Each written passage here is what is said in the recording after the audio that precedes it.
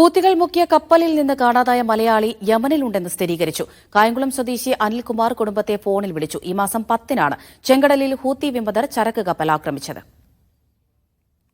വെള്ളിയാഴ്ച പുലർച്ചെയോടെയാണ് അനിൽകുമാറിന്റെ ഫോൺ വിളി എത്തിയത്. യമനിലുണ്ടെന്നും മറ്റു വിവരങ്ങൾ ഇപ്പോൾ പറയാനാകില്ലെന്നുമായിരുന്നു അനിൽ ഭാര്യയോടും മകനോടും പറഞ്ഞത്. മറ്റൊരാളുടെ ഫോണിൽ നിന്നാണ് വിളിച്ചത്. ഇതോടെ അനിൽകുമാർ യമനിലുണ്ടെന്ന് സ്ഥിരീകരിക്കപ്പെട്ടു. യമൻ സൈന്യത്തിന്റെ കസ്റ്റഡിയിലാണെന്നാണ് സൂചന. ജൂലൈ 7-നാണ് ഹൂതികൾ ഗ്രീക്ക് ഉടമസ്ഥയിലുള്ള എറ്റേണിറ്റി സി എന്ന ചരക്ക് കപ്പൽ ആക്രമിച്ചു മുക്കിയത്. പിന്നാലെ കപ്പലിൽ ആംഡ് ഗാർഡായിരുന്ന അനിൽകുമാറിനെ കാണാതായി. അനിലിനെ കണ്ടെത്താനായില്ല എന്ന വിവരം മാത്രമാണ് കപ്പൽ കമ്പനി ബന്ധുക്കളെ അറിയിച്ചത്. ഇതോടെ ബന്ധുക്കൾ മുഖ്യമന്ത്രി അടക്കമുള്ളവർക്ക് പരാതി നൽകി. ഇതിനിടയിലാണ് അനിൽകുമാർ കുടുംബത്തെ ബന്ധപ്പെട്ടത്. അനിൽകുമാറിനെ നാട്ടിലെത്തിക്കാനുള്ള നടപടികൾ കേന്ദ്ര സർക്കാർ തുടങ്ങിയെന്നാണ് വിവരം. കേന്ദ്ര ഇന്റലിജൻസ് ബ്യൂറോയിലെ ഉദ്യോഗസ്ഥർ കഴിഞ്ഞ ദിവസം അനിൽകുമാറിന്റെ കായംകുളത്തെ വീട്ടിലെത്തിയിരുന്നു. മീഡിയ 1 ആലപ്പുഴ.